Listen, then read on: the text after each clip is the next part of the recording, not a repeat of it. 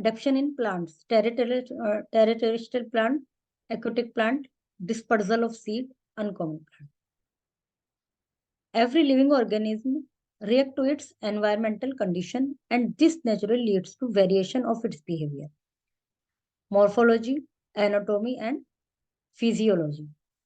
जो भी living organism है वो सभी रिएक्ट करते हैं अपनी एनवायरमेंटल कंडीशन से, और उसी के आधार पर उनका बिहेवियर, उनकी शारीरिक संरचना, उनका साइज या उनका शरीर जो जिस तरह का स्ट्रक्चर है वो सब डिपेंड करता है उनके एनवायरमेंटल कंडीशन पे। Let's study in this in case of plants. और ऐसा तो हमें ह्यूमन के बारे में तो पता ही है कि भाई किसी किसी जगह के आप देखते हैं कि उधर के लोग, उनके आंखों का स्ट्रक्चर अलग होता है, हम लोगों के फेस स्ट्रक्चर अलग होते हैं। तो यही सब हमें जो उनके एनवायरमेंटल कंडीशंस का जो इफेक्ट होता है ह्यूमंस पर या लिविंग बींग्स पर, वो चीजें हम पेड़ों के बारे में अध्ययन करेंगे कि पेड़ों पर किस प्रकार फर्क पड़ता है। The plants can be divided into following categories on the basis of their habitat. Plants को दो भागों में बांटा जा सकता है उनके हैबिटेट के आधार पर। हैबिटेट मतलब जहाँ वो रहते हैं। एक तो टेरेस्ट्रियल प्लांट्स और एक एक्वेटिक प्लांट। एक्वेटिक प्लांट्स मतलब जो पानी में रहते हैं, और टेरेस्ट्रियल एक पर्टिकुलर जगह के होते हैं, एक पर्टिकुलर क्षेत्र के होते हैं कि भाई जैसे कैक्टस जैसे पौधे यहाँ पर भी होते हैं पर राजस्थान जैसी जगहों में ज्यादा होते हैं। तो ये हो गए टेरेस्ट्रियल प्लांट्स उनके क्षेत्र के आधार पर। और एक पानी में रहने वाले। जो पानी में रहने वाले हैं वो सबमर्ज्ड है, कुछ तो मिक्स होते हैं पानी में, कुछ ऊपर तैरते रहते हैं, कुछ फिक्स्ड होते हैं, पानी में भी फिक्स्ड होते हैं।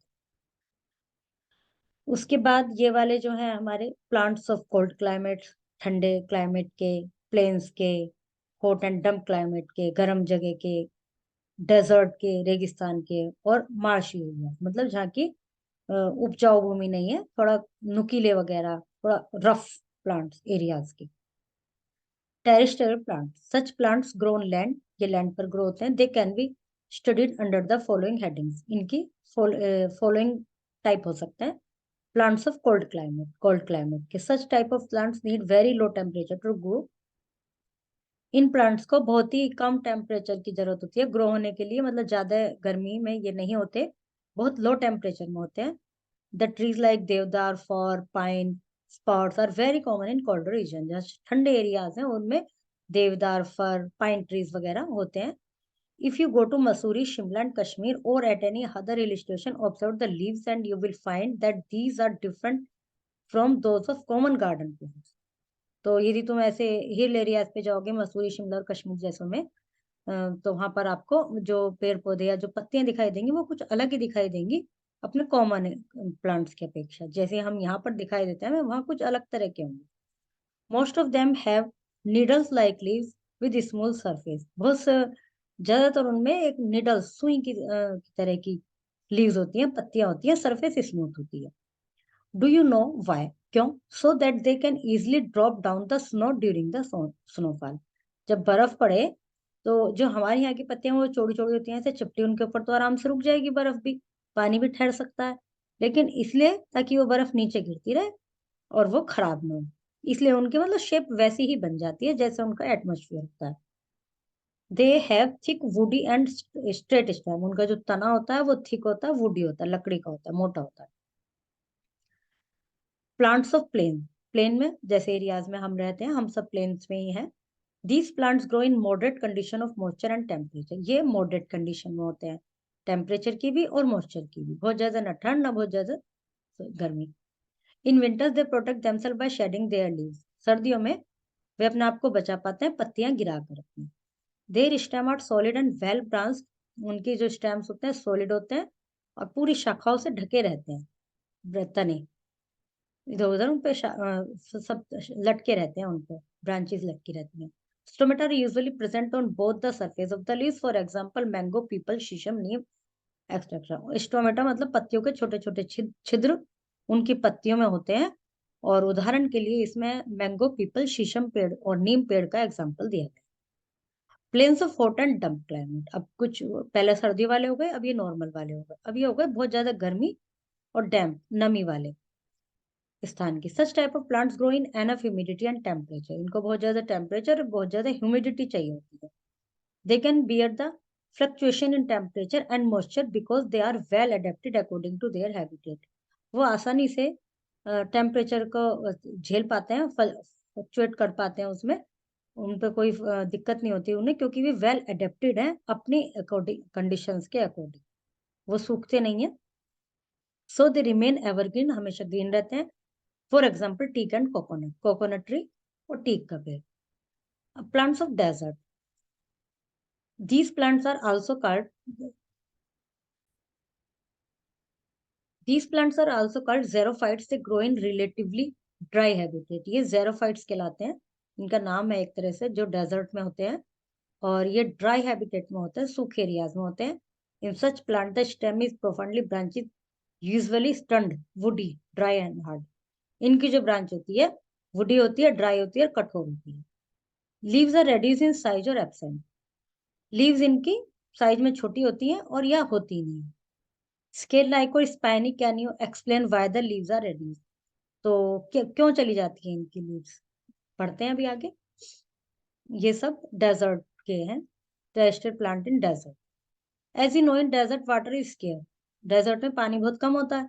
सो the plant should not lose water through their leaves, तो इसलिए प्लांट्स के पास इतना पानी नहीं होता कि लीव्स के द्वारा वो उसको भेज छोड़ सके। So their leaves are poorly developed, इसलिए उनको मिलता नहीं है पानी, पुअरली डेवलप्ड होती हैं और एब्सेंट और खत्म ही हो जाती हैं।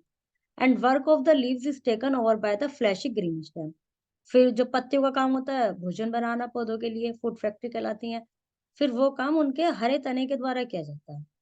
फॉर एग्जाम्पल ओपन्यूटिया प्रिक्लिपिया, ये वहां के प्लांट्स हैं desert area. Another important feature of such plant is well developed roots, और इनका एक महत्वपूर्ण जो फीचर होता है वो ये होता है कि इनकी जड़ें बहुत डेवलप होती हैं। Do you know why? Roots grow deeper and deeper into soil to absorb more and more water for emergency. और जो जड़ें होती हैं वो अंदर ही अंदर अंदर अंदर बहुत गहरे तक चली जाती हैं और उनको तो पानी जमीन के अंदर से मिलता रहता है, लेकिन वैसे कम होता है। Plant of marshy area, these plants grow in the type of soil that contain less air. ये सूखे से जो क्षेत्र होते हैं, मतलब इनकी जो मिट्टी में नमी कम होती है, हवा हवा कम होती है इनकी मिट्टी में। So a few roots having pores come out on the surface of the soil and facilitate the exchange of gases. For example, Canidilia and Caryopsis.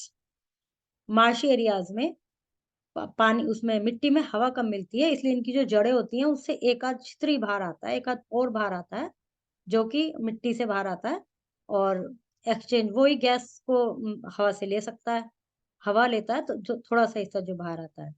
इसलिए इनका जो ग्रोथ है ना, तो इनकी जड़ की ज्यादा होती है और ना ही ऊपर के स्टेम वगैरह एरिया की ग्रोथ होती है।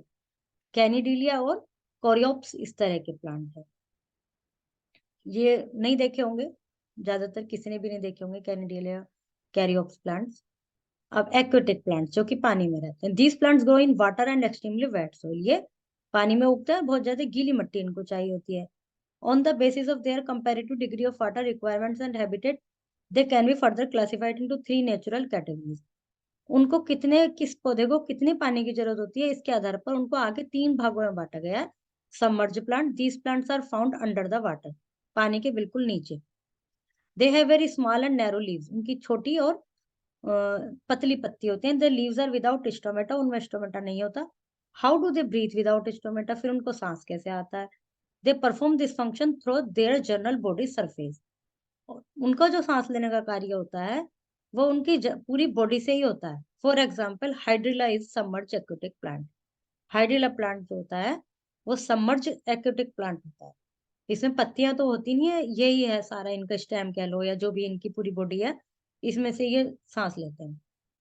Floating plants, these plants float freely on the surface of water, ये पानी के ऊपर तैरते हैं। Their stem is reduce and roots are properly developed, उनकी स्टेम तो नहीं होती लेकिन जो रूट होती हैं वो प्रॉपर्ली डेवलप्ड होती हैं। There leaves have a thin vaccine coating, उनकी पत्तियों पर एक थिन पतली कोटिंग सी होती है, कवर सा होता है, that water may not wet the surface and block the stomata, और जिससे उनका पानी जो है उन पर ना टिके और बहता रहे, उतरता रहे और स्टोमेटा को ब्लॉक नहीं करे। How do they float on water, कैसे तैरते हैं? Their roots, stem and leaves have air space which are filled with air and their body become lighter and spongy. For example, trapa, water hyacinth and duckweed float freely on the surface of water. और ये जो plants होते हैं ये वाले, ये ऊपर ऊपर तैरते रहते हैं। इनकी पत्तियों का स्ट्रक्चर कुछ ऐसा होता है कि पानी इनके ऊपर ना रुके, और इनके स्टेम एनफ स्ट्रॉन्ग एनफ होते हैं, हल्के होते हैं, ताकि ये ऊपर ऊपर उससे तैरते हैं। और ये इनके एग्जाम्पल है डकवीड, हाइसिंथ, फिक्स्ड प्लांट। कुछ फिक्स प्लांट होते हैं। Such type of plants are half inside the water and half outside the water. कुछ पौधे ऐसे होते हैं आधे पानी के अंदर आधे पानी के बाहर। They stem and leaves are spongy and lighter. उनकी जो स्टेम्स होती हैं, लीव्स होती हैं, वो स्पॉन्गी होती हैं, हल्की होती हैं। So they keep the flower and leaves afloat, for example lotus. तो जिससे जो फ्लावर होते हैं, उनकी जो पत्तियां होती हैं वो ऊपर तैरती हैं, और इसके एग्जाम्पल में है लोटस। अनकॉमन प्लांट्स, कुछ अनकॉमन प्लांट्स होते हैं। As the plant differ according to their habitat, in the same way they show variation on the basis of nutritional habit.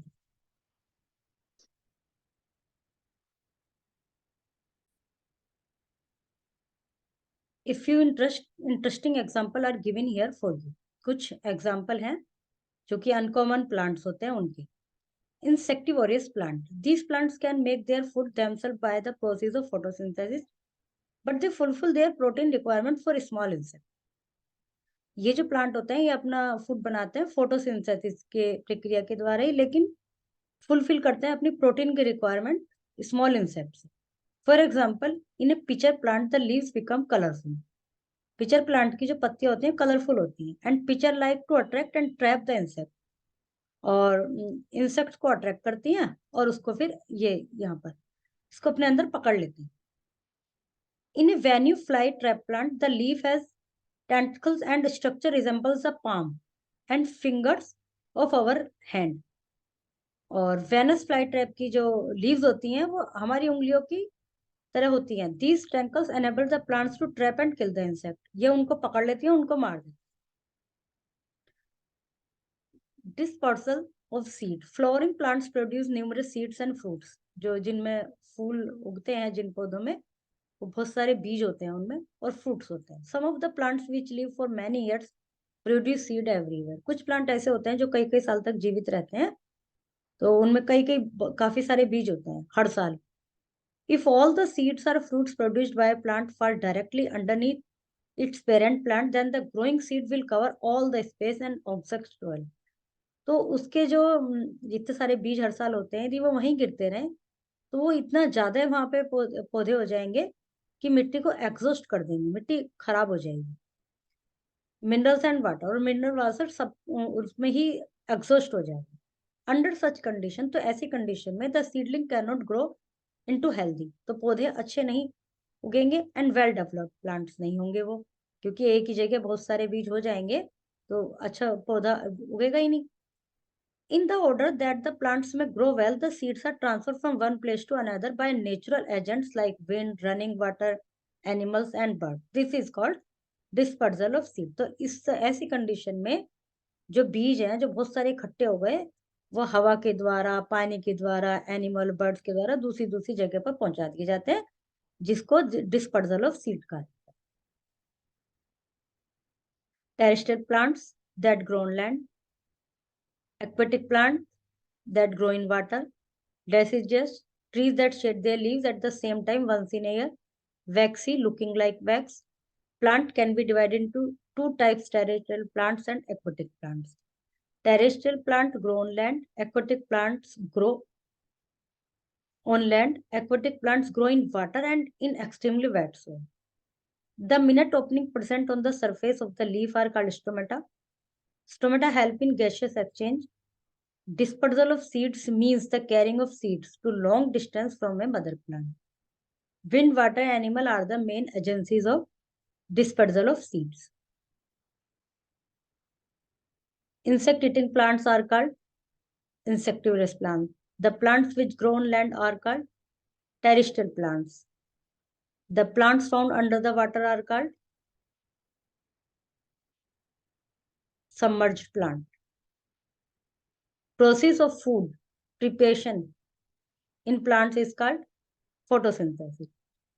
Terrestrial plants grow on land. Aquatic plants grow in water.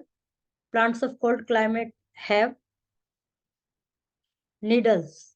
The coconut tree grows in hot. Lotus is